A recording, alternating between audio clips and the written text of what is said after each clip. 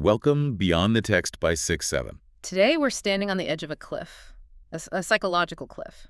That is a pretty intense way to start this deep dive. Well, it was an intense time. We're going back to the ancient world, specifically the Roman Empire, think 1st and 2nd centuries. But we're not here to talk about, borders or legions or all the marble statues. Sorry. We're looking at a crisis that was completely invisible but absolutely devastating. It was a crisis of the soul. Let's unpack that right away, because normally when you think of the Roman Empire, you think success, right? You think aqueducts, roads, law and order. You think of a civilization that had, for the most part, figured it all out. On the surface, absolutely. You have the Peace of Augustus, order, but just beneath that very thin surface, there was a spiritual vacuum, a terrified emptiness. The ancient world had come to this terrifying fork in the road, a choice that genuinely kept emperors awake at night. And what was the choice? It wasn't between this god or that god. It was much, much starker than that. The choice was gods or atoms. Gods or atoms? That sounds like the title of a sci-fi thriller, not the central religious tension of ancient Rome. It was the ultimate cage match for the human mind. I mean it. On one side, you have the gods, but really the idea of providence, the idea that there's a mind behind the universe, a purpose, a design. A universe that cares, basically. Cares, or at least has a point. And on the other side, you have atoms. Which is where the science, or what passed for it then, comes in. It's the Epicurean view, really, the idea that the universe is just nothing but a random collision of particles in an infinite void, no design, no judge, no afterlife, just physics. Meaningless, cold physics. Exactly. So what we want you to do for this whole deep dive is frame it as a battle. You've got the god of the philosophers, remote, unfeeling, but rational. You've got atoms, the lurking dread of a meaningless, chaotic universe. A universe that doesn't care if you live or die. Not at all. And then walking right into the middle of this high-minded, terrifying debate comes a third race of people. The Christians. This despised, frankly weird superstition from Palestine. And they walk into this intellectual ring, and they don't bring a philosophical argument. They don't bring a new theory about atoms. They bring a person. And they claim this person is the bridge between the absolute God and the individual human being. So our mission today is to watch this fight unfold. We're going to see the Stoics trying to, keep a stiff upper lip while staring into the abyss. We're going to see the conservatives trying to patch up the old myths with what amounts to spiritual bureaucracy. We're going to see the skeptics just laughing at everybody. And finally, we're going to see how this new idea, Christianity, just completely exploded the whole paradigm. It's the story of how the ancient world was desperately, desperately seeking a god to save them from the terror of Adam. Okay, let's set the scene properly before we dive into the philosophy, because the context here is it's everything. We're talking about the world right after the assassination of Julius Caesar. 44 BC. Caesar is stabbed 23 times on the floor of the Senate. And with him, the whole idea that the Republic could save itself it died too. The world completely rolled into absolute chaos. And not just for a little while. No, we're talking about 13 years of brutal civil wars, proscriptions, massacres. I mean, from the perspective of the average person, it must have felt like the end of the world. People were just tired of the bleeding. They were exhausted. Completely exhausted. And when the dust finally settles, you get Augustus, you get the empire, you get peace. He famously shuts the gates of the Temple of Janus, which was the official signal that the wars were over. But it's a peace that's enforced by the sword, isn't it? To an extent, yes, of course. But Augustus was smart. He knew that swords couldn't heal the soul of Rome. He recognized what some historians have called a loss of nerve. People felt that the universe was broken, that the gods had abandoned them. So he decides to fix it. He tries. He goes on this massive campaign to restore the old religion. He rebuilds 82 temples. 82. He brings back the old priesthoods, the old rituals. He tries to legislate piety back into Rome. But it's just brick and mortar. It's just brick and mortar, and that is the problem. You can rebuild a temple, you can declare a holiday, but you cannot legislate genuine belief. The soul of Rome was still empty. The old gods, Jupiter, Mars, Venus, they'd become, state functionaries. They were on the letterhead. Exactly. They were statues. They were characters in poems. They weren't real. Yeah. Not in the way a terrified person needs something real in the middle of the night. And this brings us right back to that great dilemma you mentioned at the top. Yeah. Gods or atoms. If the old gods are just statues on the letterhead and you're scared of the dark, where do you turn? You turn to philosophy. And specifically in this era, the most robust, the most popular option on the table was the Stoics. Okay, let's get into the Stoics. Because I feel like Stoic is a word we all use today, to mean someone who doesn't cry at funerals or just bottles everything up. But it was a much, much deeper system than that. So much deeper. It was a complete theology. It was a physics. It was a way of surviving the universe when the old myths no longer worked. And our main guide here has to be Seneca. Seneca, Yeah. the millionaire philosopher, Yeah. the man who tutored the Emperor Nero, which honestly is a huge red flag on his resume, considering how Nero turned out. A very, very complex and contradictory figure. But Seneca really represents this powerful attempt to find God within. He looked at all those shiny, rebuilt temples of Augustus, and he saw the emptiness. He famously said that you don't need to lift your hands to heaven or beg the temple keeper to let you get close to the ear of the statue to be heard. Because God isn't in the statue. Because, as he writes, and this is a direct quote, God is near you, within you. He says, a Holy Spirit sits within us, spectator of our evil and our good.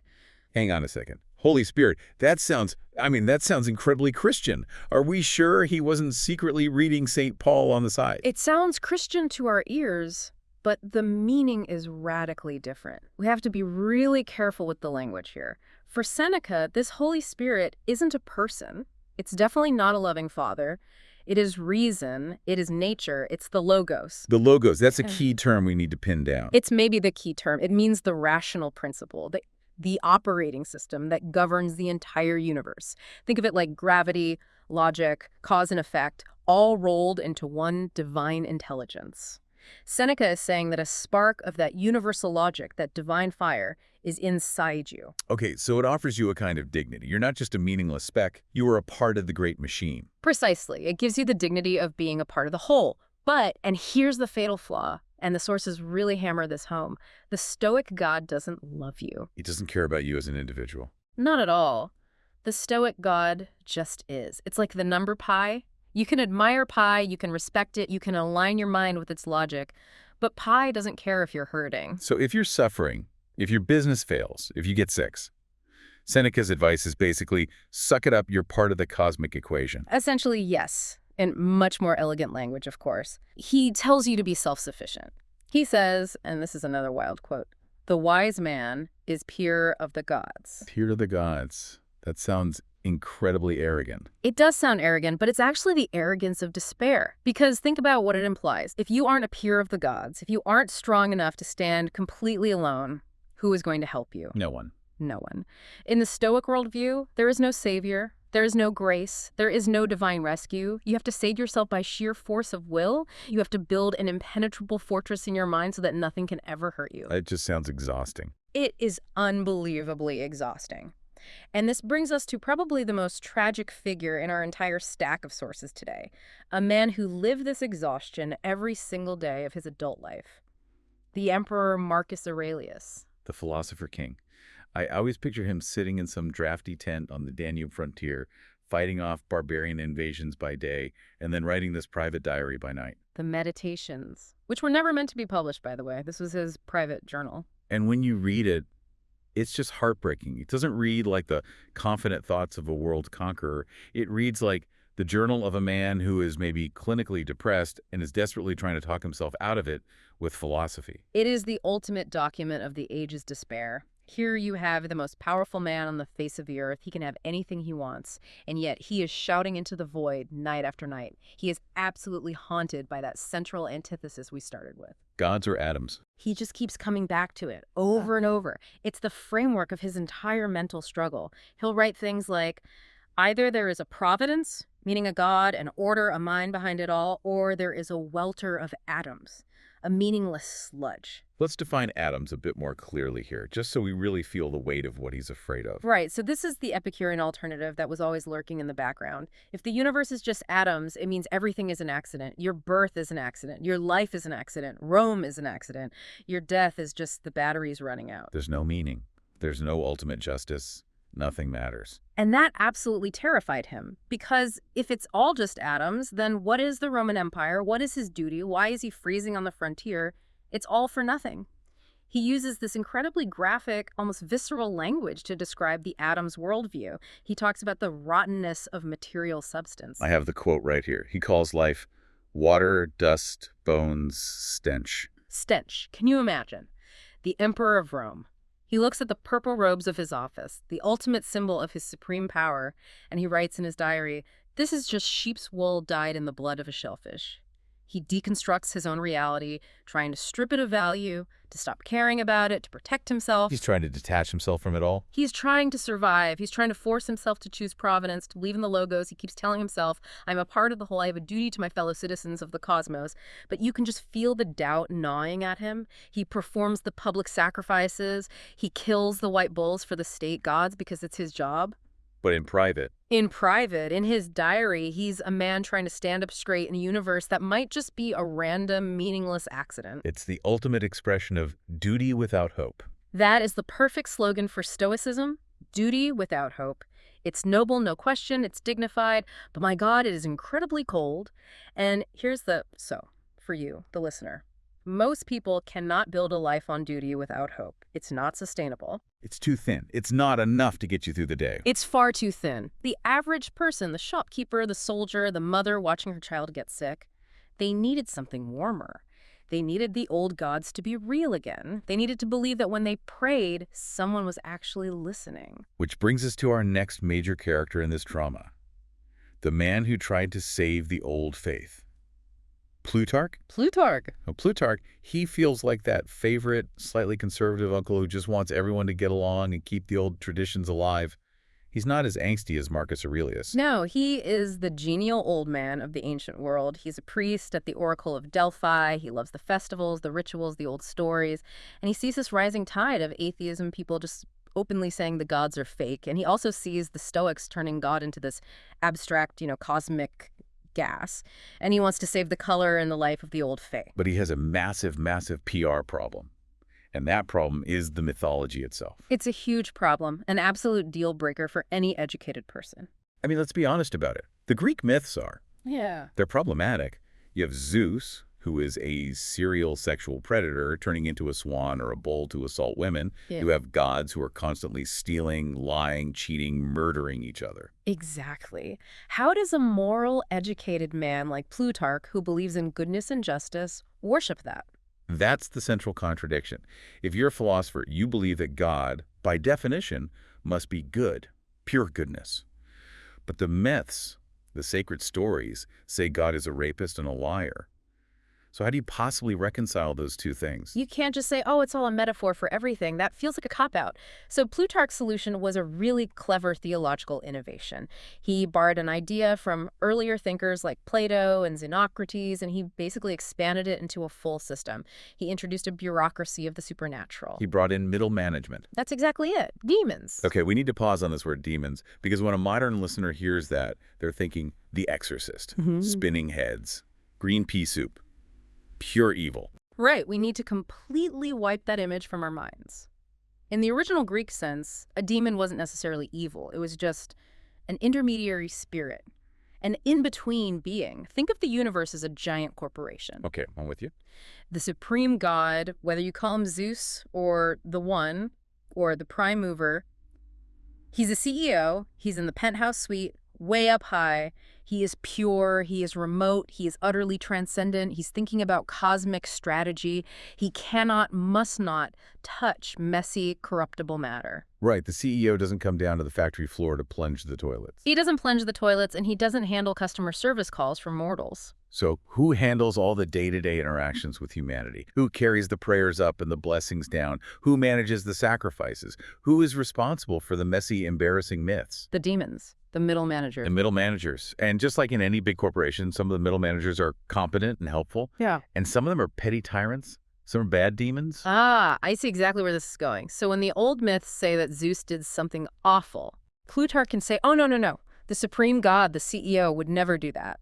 That must have been a bad demon, a rogue middle manager pretending to be Zeus to get a sacrifice. It's a brilliant theological scapegoat. It saves the good God from all blame. It protects God's majesty and transcendence. It creates this perfect buffer zone. It allows Plutarch to keep all the beloved old rituals, to keep the oracles going, to keep that feeling that the universe is populated and alive. Without having to accept the horrifying immorality of the original stories. Exactly. But there's a huge catch, isn't there? A massive downside.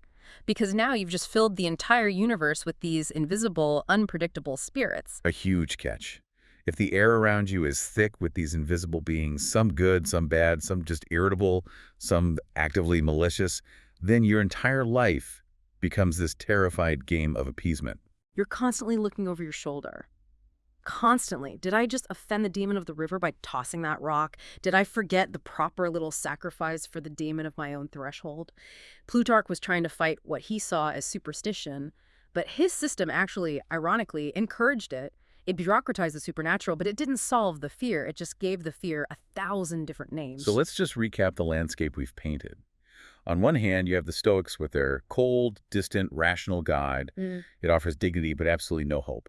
On the other, you have Plutarch and the traditionalists with this terrifying, unpredictable bureaucracy of demons. It's an attempt to save the old ways, but it just creates more paranoia. And everyone from the emperor on down is terrified of the alternative. The cold, meaningless universe of atoms. And right into this landscape, this world of gods or atoms, of intense fear and high-minded philosophy, drops a carpenter from Nazareth. The Christian disruption. Let's talk about Jesus. Because according to our sources, the contrast here isn't just a mild difference of opinion. It's a violent, shocking contrast. It is so sharp. Just think about the philosophers we've been discussing. They all argue about God, they speculate, they deduce, they say, it is probable that the divine nature is thus and so. Jesus doesn't do any of that. He speaks from God. He speaks with an incredible, unshakable authority. He doesn't say, I think. He says, verily, verily, I say unto you. But the biggest shock, the one thing that really just exploded the ancient mind, was a single word. Abba. Abba. It's Aramaic, and our translations usually render it as father, but it's so much more intimate than that. It's dad, or even daddy. It's what a small child calls their father at the dinner table. It's a word of complete trust and intimacy. So while the Stoics are writing treatises about the Logos and Plutarch is building this whole hierarchy to protect the transcendent one, Jesus is just saying, Dad. Precisely. It was an absolutely scandalous intimacy. It just collapsed the infinite distance. The philosophers pushed God to the very edge of the universe to keep him pure and untouched. Jesus brought him right into the kitchen. And he didn't seem to share that philosophical disgust with the physical world either. Not at all. This is so crucial. Remember Marcus Aurelius? He looks at the world and sees rottenness. He sees dust, bones, stench. Jesus didn't see that at all. He looked at the world and saw the handiwork of his Father. He saw God's care in the sparrows. He saw God's beauty in the lilies of the field. He saw God's generosity in the rain that falls on everyone, good or bad. He saw the world as a creation to be loved, not as a prison or a trap to be escaped. Yes, and he saw God as intensely interested in the individual, not just mankind in the abstract, but you. The God of Jesus apparently knows how many hairs are on your head. That idea was just revolutionary, and frankly, to the establishment, it was terrifying. Which leads us directly to the third race, the early Christians. They weren't just another philosophy club, were they? Oh, not even close. They were a community, a ecclesia, and a very, very strange one by Roman standards. They welcomed everyone, slaves, women, the uneducated, the poor. The people who were left out of the philosophical schools and the fancy mystery cults? Completely. In the Roman world, religion was often tied to social status. The official cults of the state were for citizens. The big mystery cults were for the initiated, usually the wealthy who could afford the fees and the travel. Christianity just threw the doors wide open to what the Romans would have considered the mud of society. And for doing this, they got called atheists, which has to be one of the greatest ironies in all of history. It is a delicious irony, isn't it? It was a complete war over definitions. The Romans called the Christians atheists because they refused to worship the state gods. They rejected the visible gods of the empire, the statues in the forum, the divine emperor. But in return, the Christians called the Romans atheists because they worshipped demons, which Christians considered to be either false gods or no gods at all, or even worse, actual demons. So it's a battle over who gets to define what God is. Yeah. But it wasn't just a war of words. People were actually dying for this. And that's the testimony of the soul, as Tertullian would later call it. Why would a slave girl or a simple shopkeeper choose to face the lions in the arena? Not for a philosophical argument about the logos. You don't get martyred for a hypothesis. They died for a person. They believed they had a real personal connection to the divine that overruled any demand the state could make on them. And this, of course, brings us to the inevitable counterattack. The empire didn't just sit back and watch this new movement grow. The intellectuals fought back. Ugh. Hard.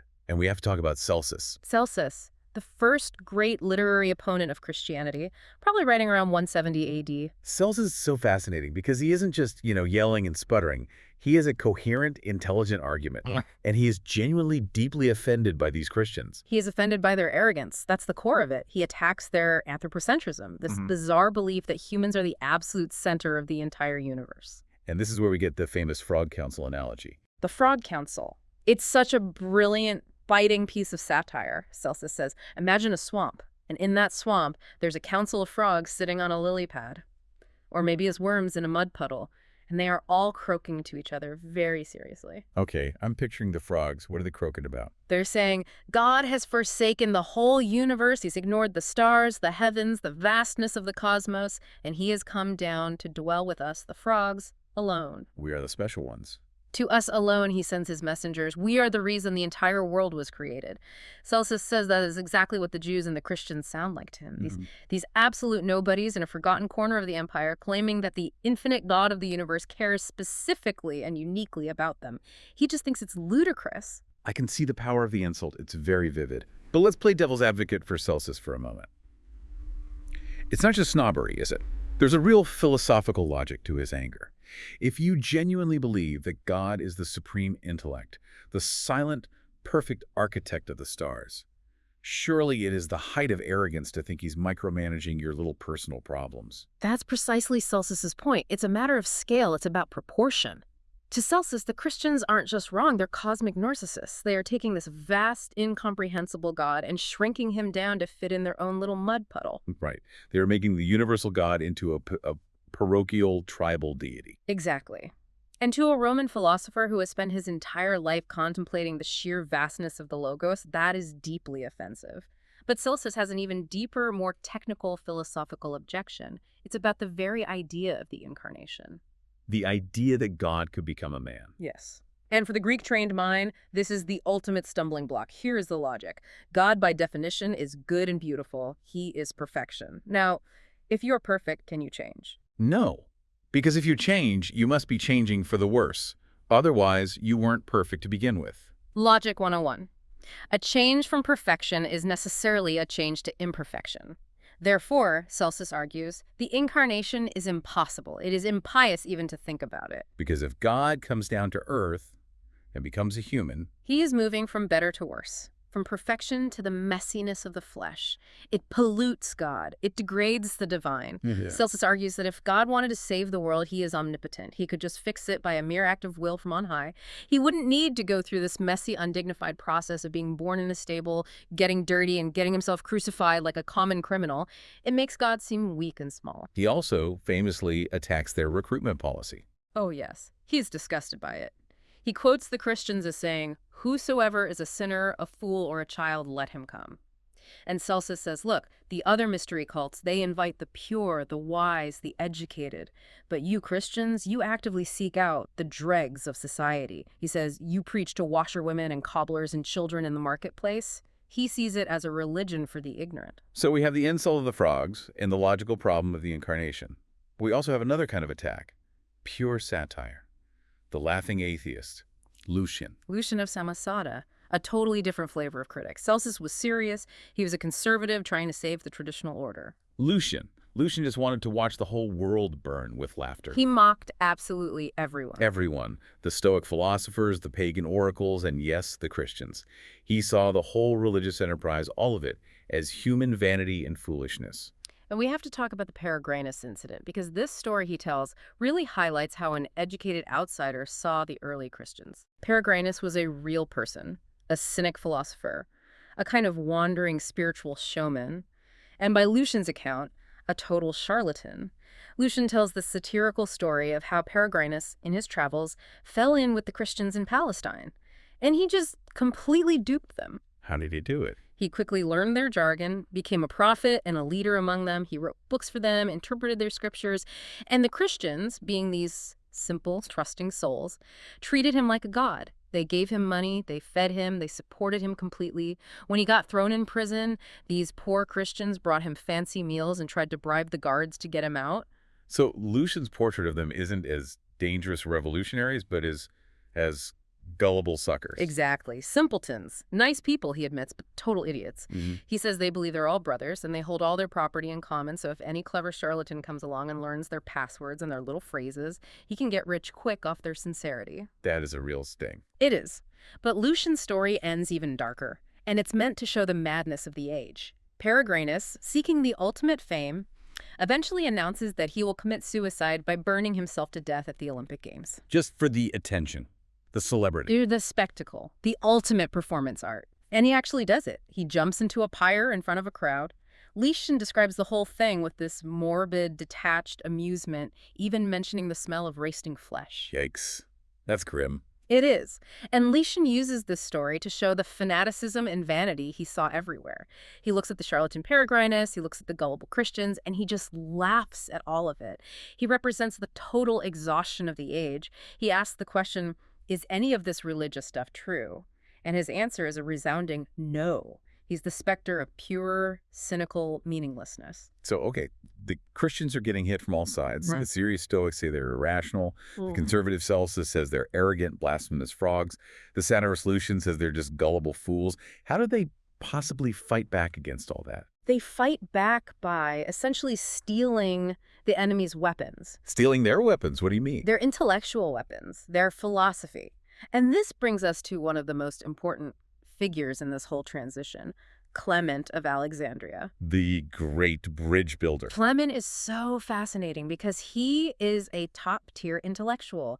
He's not a washerwoman or a cobbler. He loves Greek philosophy. He's read Plato backwards and forwards, and he absolutely refuses to throw it all away just because he's become a Christian.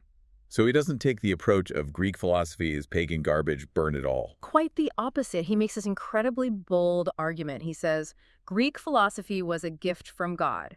He argues that just as God gave the law to the Jews to prepare them for the coming of Christ, God gave philosophy to the Greeks to prepare them for the coming of Christ. It was their schoolmaster. That's a radical move. He's validating the very intellectual tradition that's being used to attack him. It completely disarms them, and then he takes their most precious concept, the logos. Reason, the great organizing principle of the universe. Yes.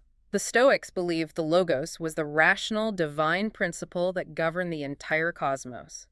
Clement basically says, you're absolutely right. There is a logos. You've seen its shadow. But we know its substance. And that logos isn't just an abstract principle. It's a person. And his name is Jesus. That is clever. So suddenly Jesus isn't just a Jewish peasant who was executed anymore. He's the universal reason of the cosmos, incarnate. Exactly. He makes Christianity intellectually respectable. Clement creates this ideal of the true Gnostic, not the heretical kind, but the true Christian who combines deep faith with profound knowledge. He's basically saying to the educated elite, you don't have to stop thinking to be a Christian. In fact, Christianity is the fulfillment of all your best thinking. But not everyone liked that approach, did they? Not everyone wanted to make nice with the Greek philosophers. Not at all. Enter Tertullian. The firebrand. Yeah. I feel like if Clement is the calm professor in the tweed jacket holding a seminar, Tertullian is the brilliant trial lawyer slamming his fist on the courtroom table. Tertullian was exactly that, a trained lawyer from Carthage in North Africa. He was fiery, brilliant, aggressive, and a master of Latin prose. And he absolutely despised the kind of compromise he saw Clement making with philosophy. He's the one with that famous pugnacious line. What has Athens to do with Jerusalem? What has the academy to do with the church? Let's just parse that for a second. Athens is the ultimate symbol of Greek philosophy, Plato's academy. Jerusalem is the symbol of biblical revelation. Right. He's asking, why are we trying to dilute the strong wine of the gospel with the murky water of Greek speculation?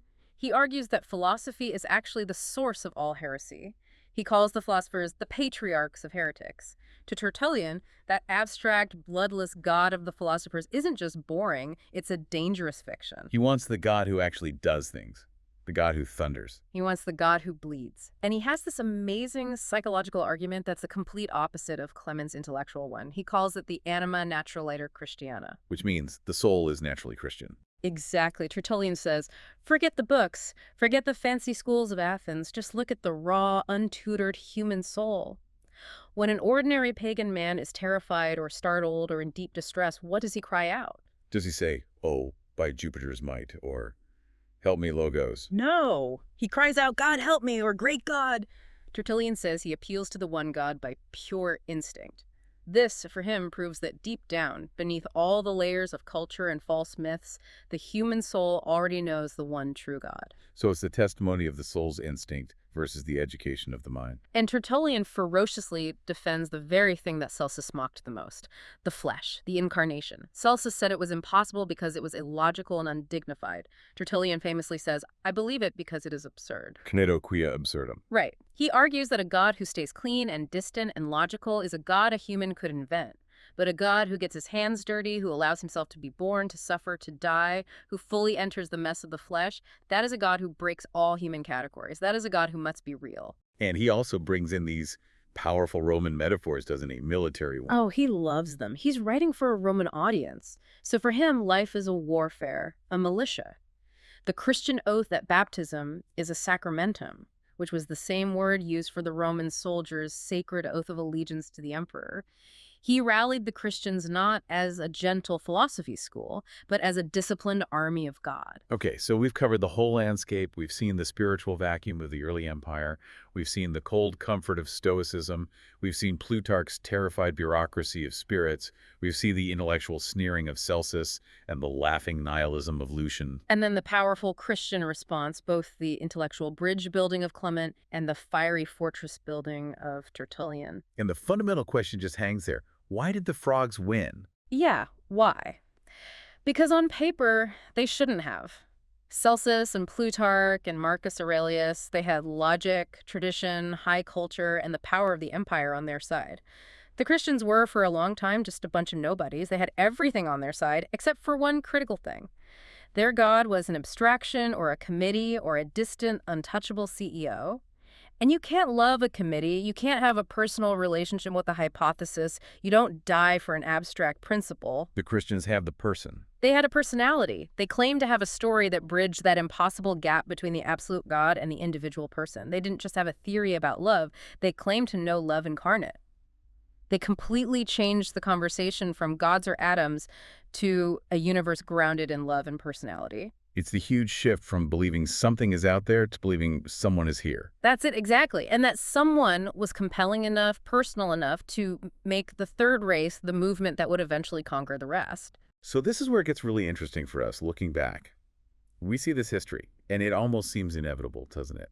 Rome falls, Christianity rises. It's just the way the story goes. Yeah. But was it really? That is the haunting question that lingers over this entire period. I mean, think about Marcus Aurelius again.